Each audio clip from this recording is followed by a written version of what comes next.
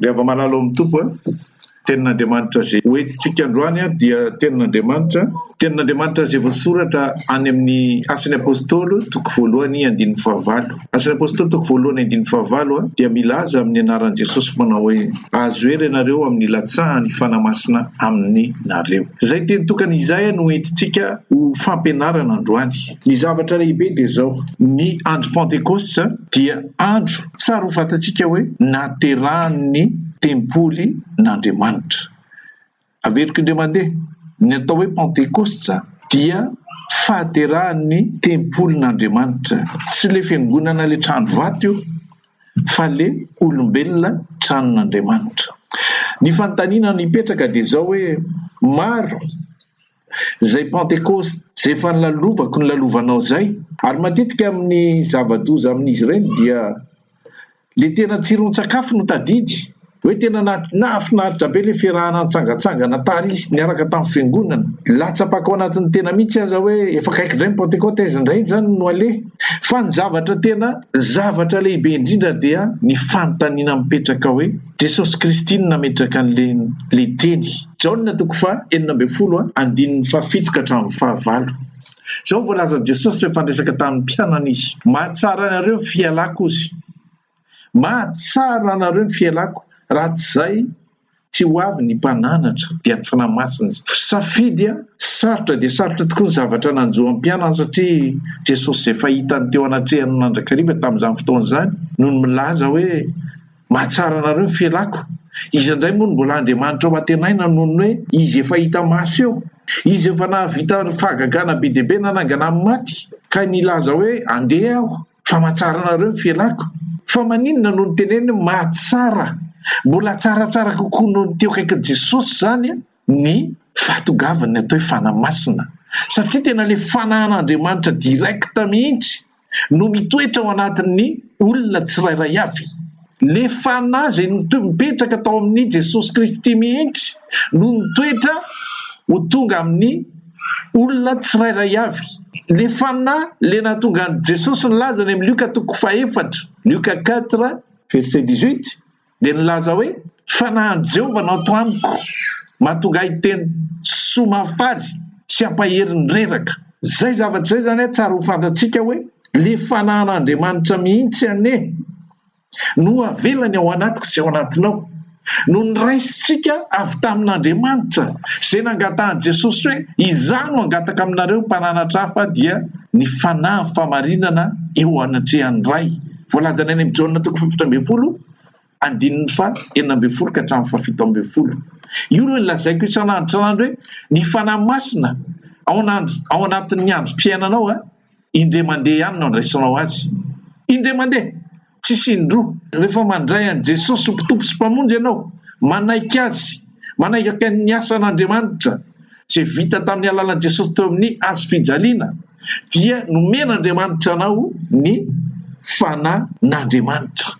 Voalazany Efesiana toko voalohany andininy 7 ka hatramin'ny 14 zany. Rehefa malalo amin'ny tompo, zava-dehibe no anekentsika hoe le tenin'i Jesosy hoe mahatsara. Dia mipetraka amin'ny fanontaniana hoe nahatsara anao ve? Sa mahatsara anao fotsiny le mihaino an'le resaka?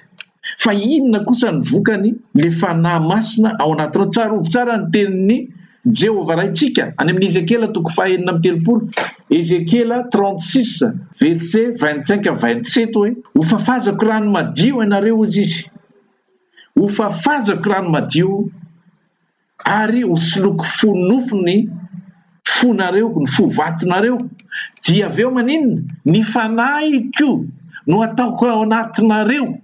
Le fanahy Jehovah mihitsy no ataony ao anatinao. Io le fanahy nananganan'i Jesosy tamin'ny maty. Voalazan'ny Romanina toko 5 andininy 11. Raha ny fanahy zay nananganan'i Jesosy tamin'ny maty no mitoetra ao anatinareo, dia ny tenanareo maty kosa dia ho velona. Romanina 8:11. Zao ary ny zavatra tiako fantatrao androany hoe inona ary mila mihaino tsara ianao, satria zavatra tena votoatin'ny tempolin'Andriamanitra anao ny zavatra zay hozaraiko aminao androany. Ny atao hoe tempolin'Andriamanitra rehefa malala osintsika teo dia teraka tamin'le Asan'ny apôstôly toko faharoa zay ny voalohany indrindra. Asan'ny apôstôly toko faharoa zay ny siny reo 20 mianada latsahany fanamasina. Teo ny tomboka ny atao hoe fahaterahana ny tempolin'Andriamanitra. Androany te ilaza aminao hoe ny olona rehetra mankalaza ny Pentecoste nandritry ny firy-taona mety PDB, raha ny taonako fotsiny dia lazaiko hoe efa PDB zany ny Pentecote nandalo teo anoloko. Pentecote ko anahy, ho anahy manokana, tamin'ny oviana reny tena Pentecote ho an'ny tenako, zay nandraisako an'le fanamasina. Satria tsarovy tsara fa androantsika ozy tena hiditra lalina be hoe inona zany tena impact an'le fanamasina eo amin'ny fiainako ary eo amin'ny fiainanao. Lasa nitondra n'ity tomobile kely ty mihitsy efa nanazava an'ity atao am-piangonana 2 taona lasa zay, fa tiako ihany koa anazava an'izao eto amin'ny fiangonantsika. Ty misy tomobile ty zany lazaiko hoe tovy amin'izao ny atao hoe olombelona. Ny olombelona rehefa izy ihany no misôfera, fa mandehana izay tiany andehanana io satria tsy soritana ny lalana tokony andehanan'io tomobile io. Fa rehefa novidin'Andriamanitra tamin'ny rahan'i Jesosy voalaza ny Korintianina voalohany 9:20 izasy anao, olom-boavidy izasy anao, dia enao le nitondra n'ity tomobile ity nitsoahana tao, fa na alefan'Andriamanitra ny fanahany nitondra anao, nitondra le tenanao. Io le mahatonga ny tenin'Andriamanitra milaza hoe 1 Corinthiens 6:19, moa tsy fantatrareo fa tsy tompon'le tenanareo intsony ianareo, fa fanahan'Andriamanitra no ao anatinareo. Zava-dehibe zany, efa tsy ianao intsony le mitondra fa ny vatana fotsiny no indramin'Andriamanitra hitoerany ahafahany miara-miaina amin'ny olona zay hovonjeny eto amin'izao fiainana izao. Ty endrika tomobile ho raisiko aminao ty dia misy dingana takian'Andriamanitra amintsika.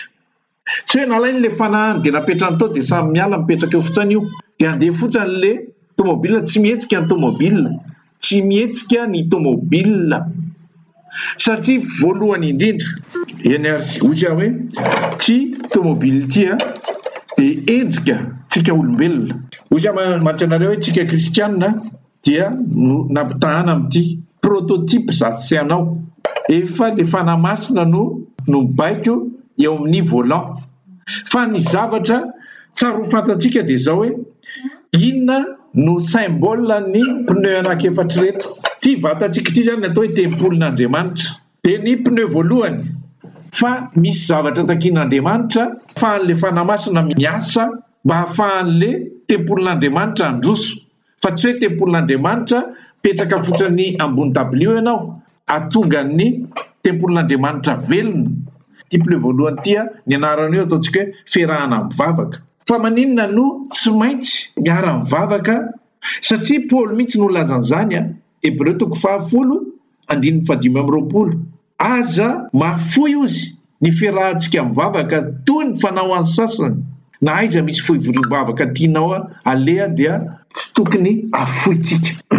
Dia zavatra anankiray koa, fa maninona no tsy maintsy mandeha any amin'ny fiangonana fivorim-bavaka tahaka izao, satria ozy izy ny tenin'Andriamanitra lazain'ny Paoly Efesiana 4:1-12 ka hatramin'ny 4:14 hoe mbola amin'ilay pneu voalohany tsika amin'ilay fiaraha-mivavaka any nisy rafitra napetraka Andriamanitra any. Izy nanao any sasany ho apôstôly, nanao any sasany mpaminany, izy koa nanao any sasany ho mpampianatra, mba haninona ho fantaterahan'ny olo-masinina, satria zasy ianao mbola tsy tanteraka, mila ampianarina any mba hitombo. Satria raha ohatra ka tempolin'Andriamanitra tsy mihetsika ozy dia le tempolin'Andriamanitra tsy mitombo fa zaza foana, tsy maintsy tantanana, tsy maintsy atositosika vao mandeha, fa tsy afaka ny andeha mihaino ny fanamasina ka hamindra. Tsy hoe ny lalana ny tsy misy, fa ny lalana efa vitan'Andriamanitra mialohanao atao hoe tempoly. Ohatr'izay ny prinsipan'Andriamanitra, tsy hoe Adama sy Eva no foroniny mialoha dia zay izy vao mieritreritra inona reny ilainy reto, inona ny zavatra tokony ataony reto, inona dia zavatra bambangona be. Efa vitany daholo ny zavatra hohanina, zavatra rehetra izay ilaina momba fiainan'ny Adama sy Eva. zay vao nataony tamin'ny andro fahaenina fa tsy nataony tamin'ny andro voalohany io na andro faharoa fa natao tamin'ny andro fahaenina. dia ozy aho hoe rehefa natao tempoly ianao dia efa nisy lalana soritany, nisy lalana efa voasorotra andehananao dia iny foana le atao hoe lalana ety le voasoratra voalazan'i Jesosy any amin'ny Matthieu 7:13 mandehana amin'le lalana ety, satria amin'ny fotoana ianao fidian'Andriamanitra natao hoe tempoliny dia mamorona lalana be deaibe koa Satana manodidina anao, ilazan'ny mpanoa anankiray hoe aty le lalana, aty le lalana, dia mahatonga ny fizarazaran'ny fiangonana hoe musulman lasa makany amin'ny bouddhisme, lasa makary, satria mamorona karazana lalana na dia efa voasorotra dia aiza. Jaona 4:4 fantatsika hoe izany lalana sy fahamarinana ary fiainana, tsisy makany amin'le direction prédestiné ho alehanao raha tsy Jesosy Kristy izay lalana sy fahamarinana. Jesosy Kristy égale tenin'Andriamanitra. Tenin'Andriamanitra zany no fahazavana, zany hoe anankiray zay nivitatsika hoe fa maninona ny fiarahavavaka. Voalohany indrindra mila mifanerasery ianao. Mety ve ny manao fiangonana za samy rery, tsy fiangonana intsony no alehanao amin'izay fa ianao samy rery. Ahoana moa no anitsianao ny toetranao raha tsy hifanerasera amin'ny piray-tapo amin'ny tompo ianao? Tsy ho fantatra ho velively mihitsy momba anao raha tsy fandray amin'ny mpintakanao ianao. Zay vao tanteraka ny tenin' Jesosy any amin'ny Jaona 7:5 Jaona 13:35 dia milaza hoe izao no mantaran'ny olona fa mpianatro ianareo dia maninona ozy mba hifankatiavanareo. Zay ny ilaina an'le hoe mila makany amin'ny fiangonana ianao, satria amin'ny fotoana ianao tsy zatra nakany am-piangonana dia vao makany indray mandeha anao dia tonga dia vao mahita tondromolitra indray mandeha anao tonga dia faibe dia tsy miverina antsony. Mbola ao zany le susceptibilité anao dikan'izay, tsy afaka corrigenao izay raha tsy tonga any am-piangonana ianao. Faharoa, fa maninona no tsy maintsy testenao zay zavatra zay amin'ny fiainanao, satria tenin'Andriamanitra dia milaza Timothée 2:2 tsy mety raha miady ny samy mpanompon'Andriamanitra fa mba samy alemy fanahy amin'ny tolona rehetra. Any ianao mianatra ny mandefitra, any ianao ny mianatra ny atao hoe voahitsakitsaka, any ianao ny afaka mampiseho an'ny teny zay voarainao ho aplikenao. Fa raha ohatrany rery ianao tsy ho aplike mihitsy le teny, satria Paoly angeny no ny teny 1 Corinthiens 11 dia ozy izy hoe aoka ianareo anahakahy tahaka nahafako any Kristy. Inona le tiany lazaina amin'izay? Ameko ohatra ianao 1 Corinthiens 4:13 dia milaza an'izao: mitabatabany izahay nefa mamaly malefaka, zimbazimbaina izahay dia nefa misaotra. Zany tsy ho hitanao velively raha ohatra ka manao ohatry moanina ianao mitokamonina. Family ianao zany tsy manadino ny fiaraha-mivavaka. Pneu faharoa, ny fivavahana.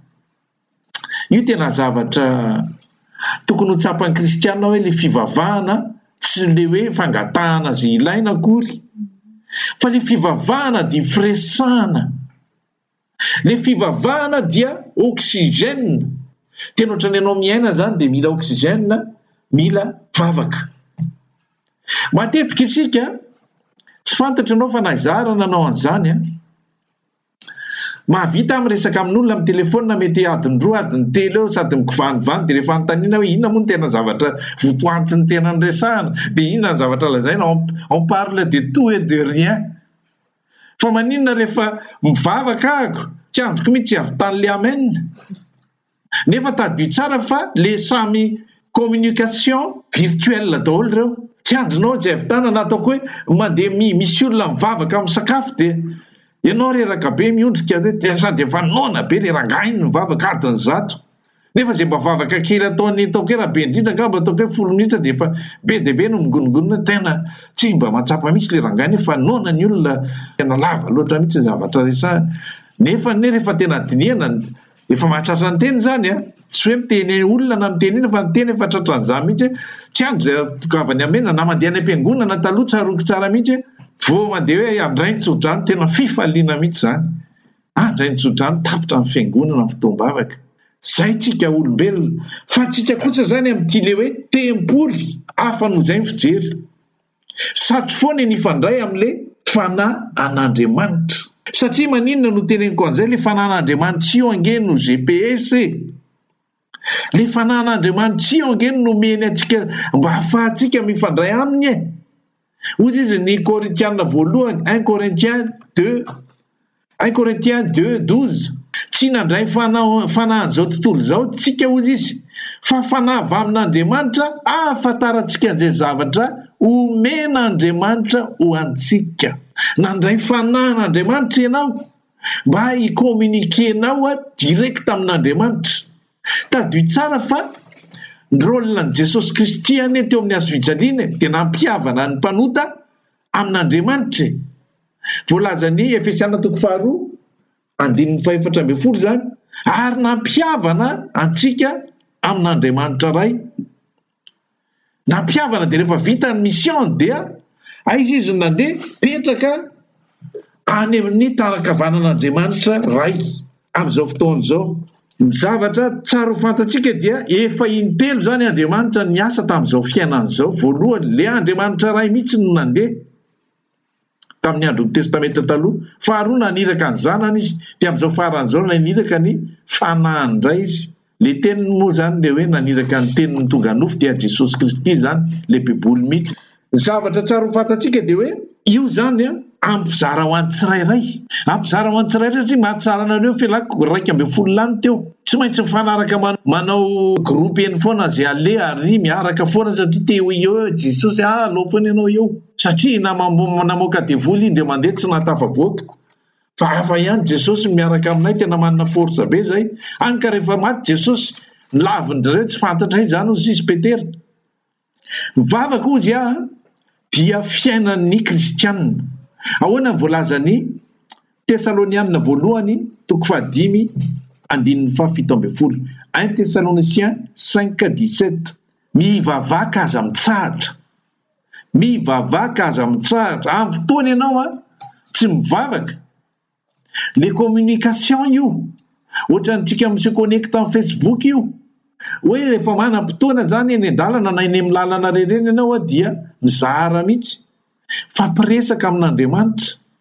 Satria izay tsika mila conscient zany ianao hoe atao amin'ny katane tempolin'Andriamanitra, tempolin'Andriamanitra ary tsy droako mihitsy manao abus amin'ity tenako ity, le tempolin'Andriamanitra ity, satria ny tenin'Andriamanitra no milaza an'izany 1 Corinthiens 3:17 zay manimba ny tempolin'Andriamanitra ozy dia ho simbaiko. Tsy droako intsony satria tsy tompon'ny tena, tsy tompon'ny ity intsony efa tsy anatsony io fefan'Andriamanitra io. Dia ny zavatra ampihetsika le fiara le tempolo zany zao nataoko satria ho raisin'i Jesosy i tempolo ireo rehefa atsaloha atsy, ho raisin'i Jesosy io rehefa atsaloha atsy dia mila mandroso zany ny tempolin'Andriamanitra fa tsy mijanona zaza ara-panahy eo foana. Rehefa le fanahy fotsiny no miasa dia mijanona zaza eo foana ny olona, fa rehefa taizana le nofony le vatan'le mantempoliny azy ity dia mandroso amin'izay mamontsy kelikely. Dia ozytsika teo hoe Jesosy Kristy nanazava mihitsy. Lioka 4:1 Lioka 4:1 dia nilazain'i Jesosy milaza hoe tsy mety raha tsy mivavaka mandrakariva ka raha tsy mitsahatra, satria maninona ny fanahy mety amin'ny fa nofo malemy ty carrosserie ty, malemy ty mora andairany loto rehetrarehetra, mandeha mafy be le tomobile dia miprintsika daholo maloto eny ivelany. Nefa tsika efa fafazan'Andriamanitra rano adio, fa mora mandray kositsika amin'le fiazakazahana ataotsika. Rehefa tsy manaraka n'le instruction le lalana dia eo le mahatonga an'le hoe le fanahy tarika antsika amin'ity lalana ity, fa tsika indray te andeha le oentsika le carrosserie mbola ao ihany tsika zany le vatantsika io tady hitondra anazy any amin'ny lalana tsy izy. Ny olona rehetrarehetra ozy dia considéré ohatrany hoe ity tomobile ity zany, ary ny olona rehetra na dia mandray le fanazy dia mbola izy foana ihany no mitondra an'le tomobile sy ny adalany. Rehefa mamaritra tadidiko tsara misy an'ry izy mivady fianakaviantsika namaritra tomobile taty andafy, ary rehefa aveo tsy nanao mutation le olona dia hoentin'le olona mandeha any amin'ny excès de vitesse dia tratra amin'ny flasy foana le tomobile dia ny contravention tonga amin'izy mivady foana. Zany hoe tsy tsaroana efa tsy tompon'le tomobile intsony izy mivady teo aloha rehefa le olona tompony dia izy no miatraika an'iny dia ohatr'izay koa tsika hoe tsy fantatsika hoe efa tsy tsika ntsony eny tompon'le moa tsy fantatra reo izy fa efa tsy tompony tena nareo intsony ianareo fa mifanan'Andriamanitra no ao anatinareo dia izy ny tompony mitondra anareo dia maninona no nitenenina hoe Hébreu 4:5 hoe Jesosy Kristy mpanapaka ary tsika ny tranony fa maninona no atao hoe Jesosy Kristy manapaka fa tsika ny tranony ngatsy le fanamasina no manapaka fa izy no mitondra le Jesosy Kristy ozya le lalana sy fahamarinana efa prétracé zany le lalana andehanan'le tomobile efa fantatra le lalana satria izay tenin'ny soratra masina tenin'ny Paoly any amin'ny Efesianina 2:10 hoe asany isika voaforona ao amin'ny Jesosy Kristy tompo ambanaovantsika asa tsara sy andehanantsika eo amin'ny andehanana eo amin'le lalana dia Jesosy Kristy zany zay le mahatonga ny Paoly milaza Galatiana 5:16 hoe mandehana araka fanina dia tsy hatanteraka nofo ianareo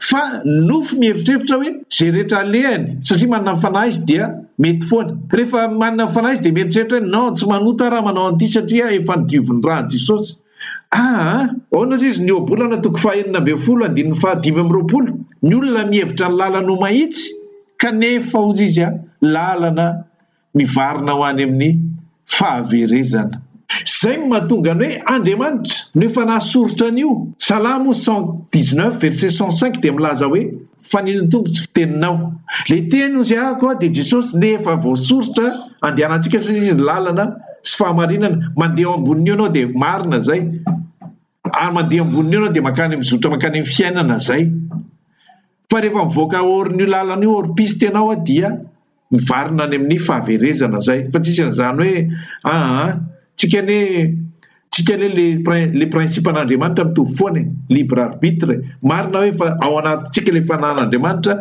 fa tsy manery izy fa izy mampianatra amin'ny alalan'ny teny mba hahafahantsika zany mikadre an'le lalantsika ao anatin'le piste dia miditra amin'ny pneu fahatelontsika pneu arrière indray ty dia nolazaiko hoe famaky-teny tsy maintsy mamaky tenin'Andriamanitra ianao satria maninona tsy ampy anao ny adiny 3 any am-piangonana isaky ny lahady tsy ampy anao ny adiny 3 ny talata larobia sy ny lahady fa isan'andronandro ianao mila famaky-teny ozy mila mamaky tenin'Andriamanitra ianao isan'andro mba mamizara hoe mahafohy fotoana mamaky tenin'Andriamanitra natao karaha hoe maraina ianao zany mba manana kely atsasakadiny ny ariva ianao manana atsasakadiny mahasoa anao zay satria ny tenin'Andriamanitra nge no milazan'izany oabolana 7:12 hoe tsy tsara raha tsy manam-pahalalana ny fanahy zany hoe le fanan'Andriamanitra ny eo ihany fa ianao mila en concordance zay avy amin'Andriamanitra mba tonga ny fahatanterahana ny amin'ny zotra mpahatanterahana ny tempolin'Andriamanitra io no manadio anao isan'andro satria tsika mandeha amin'ny ozy amantsy anareo hoe le lalana aneo Satana manao lalana be dia be ary isan'andro ko ianao mandre afatra be dia be isan'andro ianao mandre afatra zay tsy avy amin'ny baiboly mandre afatra be dia be dia inona ny tokony ho izy le mamaky ny tenin'Andriamanitra iny dia manadio anao Efesianina 5:20 dia milaza hoe sasana amin'ny rano fanadiovana dia ny teny Jaonina 5:17 dia milaza hoe ny teninao ny fahamarinana ary ny teninao no fahamasinana manamasinana voasiny ianao satria izay le mamaky ny tenin'Andriamanitra miasa le fanahy ao anatinao dia inona ihany koa mila mamaky ianao satria mila raiketina ao anatinao le izy mahatonga ny dégagement mahatonga ny fialan'ny zavatra zay tsy mety ny habitude ataonao satria izay nge le 2 Timothée 3:16 hoe teny rehetra zay naloka ny vavan'Andriamanitra dia entina anitsiana zay diso ho fananarana ka tsy voanatra mihitsy ianao rehefa ohatra ka tsy mamaky tsy voateny mihitsy ianao rehefa tsy mamaky fa tonga dia hoe manakombona zay manadino mamaky mini manakombona ny vavan'Andriamanitra tsy teny aminy Job 2:20 mora tadidy be io dia milaza hoe mandraisa fampianarana avy amin'ny vavany izy io amin'ny vavan'i Jehovah io satria oabolana 2:2 no milaza hoe avy amin'ny vavan'i Jehovah ny voan'ny fahendrena sy ny fahalalana ka tsy tokony ho negligentsika. Zay zany fiainan'ity tempoly ity efa nralazaintsika anankitelo teo zany amin'ny voalohany indrindra fiaraha mivavaka dia nivavaka anao personnel tsy negligena famakiteny tsy ataonao ambany zavatra ihany koa. Dia fahaefatra farany pneu farany fa ny zavatra ho resahako aminao fito vao tapitra fa tsy zay mila maharitra ianao. Pneu fahaefatra farany dia ao anatin'izay koa ny tempolin'Andriamanitra no atao hoe mitory mizara joro vavolombelona, satria zay no anisany voalohany indrindra mission nampanaovina hoe raha misy mino aho izy Jesosy zany amin'ny Jaona 14:12 dia ny asa taoko no ataony ihany koa. Anao asa lehibe noho izany ary miteny koa azy amin'ny Matthieu 28 laza hoe mandehana ataovy mpianatra amin'ny firenena rehetra ary izay zavatra zay mila ataonao ary aiza moa ny anaovanao an'izany.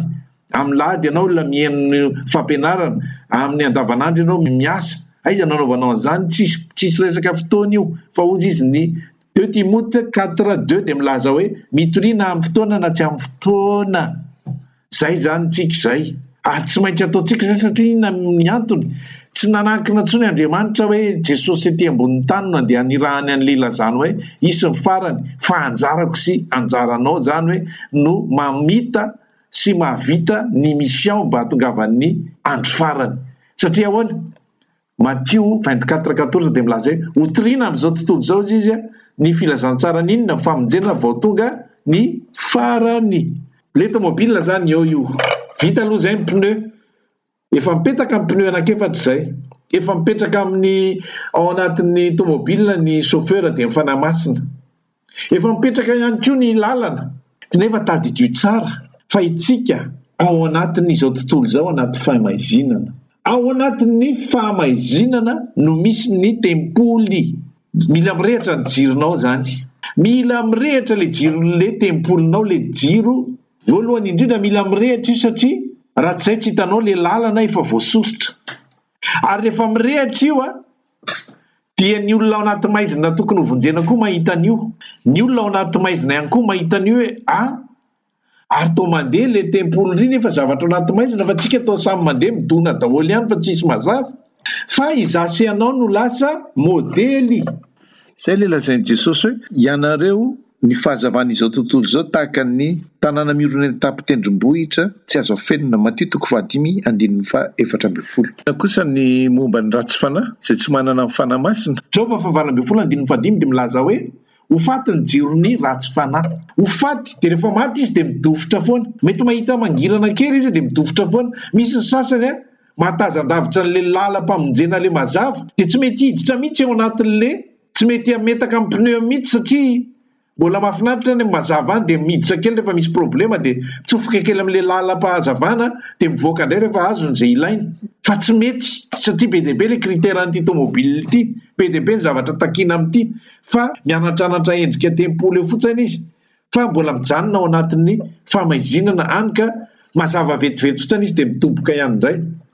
Inona koa ny zavatra resahana?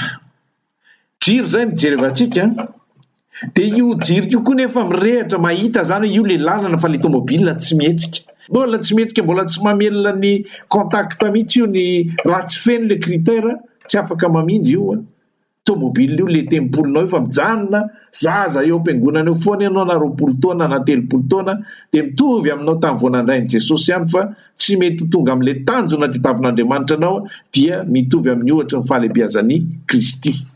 Mandeha tsy tsika mandeha foana, inona ny tokony ho zavatra taza manodidina zany satria iny le lalana iny ianao fa iny ianao fa tena mazava le lalanao dia manaraka ny olona.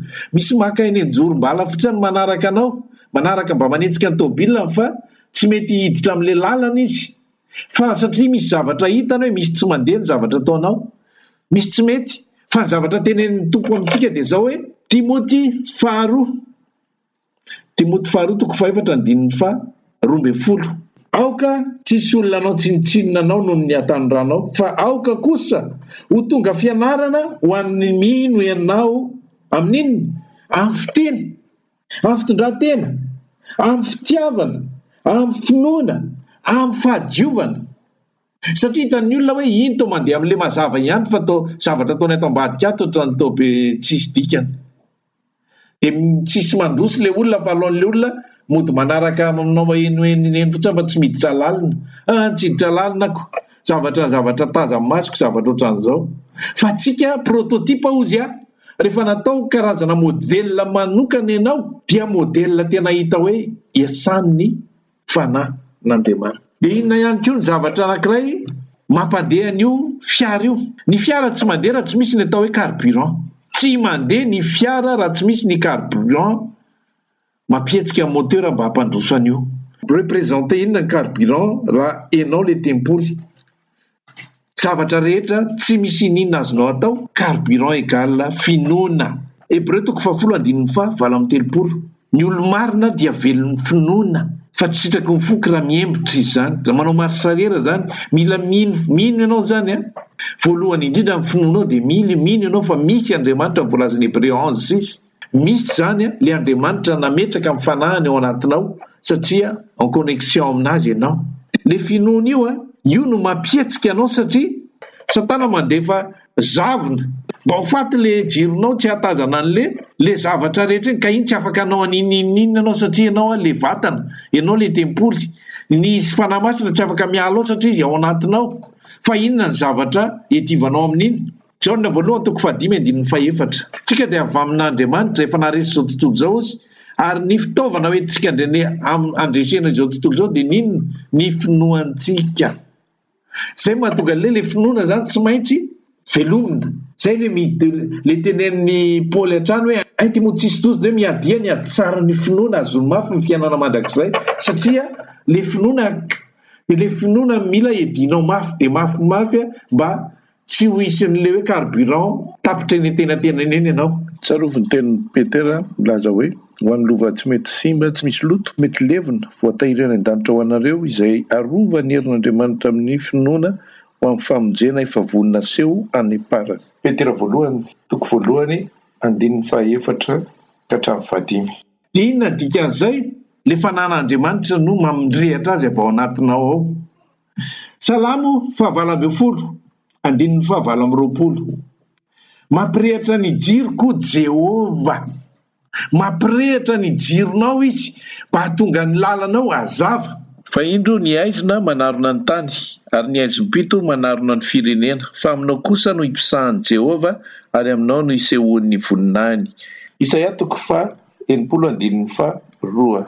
Satria indraindray ohatra ny miakapiakarana zany amin'le zavatra ataon'le Satana manodidina dia lasa misatra be ianao, fakiviana, misy zavatra tsy apozinao dia lasa ohatrany lasa hitanao le tenen'ny Galatiana 5:5 hoe ianao zay efa niazakazaka tsara teo izy nampijanona anao izy motsy avy amin'le ratsy zany hoe le mifrenina dia avy amin'izao tontolo izao mampifrenina anao. Dia rehefa mifrenina anao dia mipatinina eo ndraindray miaccéléré le fanahy masina dia mipatinina ianao satria ianao mihitsy ny resy noho ny tsy hanananao finoana dia tsy mihetsika le tomobilinao. Échappement indray zany resahako amin'izao. Échappement io raha mahita tomobile eny an-dalana eny ianao. Échappement mamoaka setroka ohatran'ny mainty, zavatra maloto zany. Zay zavatra maloto zay tsy lanin'le carburant anaty moteur dia mivadika entina maloto dia mivoaka ny herinany. Dia ianao ihany koa satria ianao manaraka an'le lalana zay efa nisoritana Jesosy Kristy dia iny le voalazany hoe Luka 5:7-20. Raha misy te hanaraka aho izy dia oka andahany tenany ary mitondra ny hazo fijaliany isan'andro. Zany hoe le déchet anao mihitsana tsikelikely dia iny no mivoaka ry amin'ny échappement. Le fahalotona fahazarany ratsinao miala tsikelikely satria iny le mbola toetra anao amin'ny nofinao. Zay no mahatonga ny Paoly milaza hoe maty isan'andro aho izy ao amin'ny Kristy, maty 1 Corinthiens 15:31.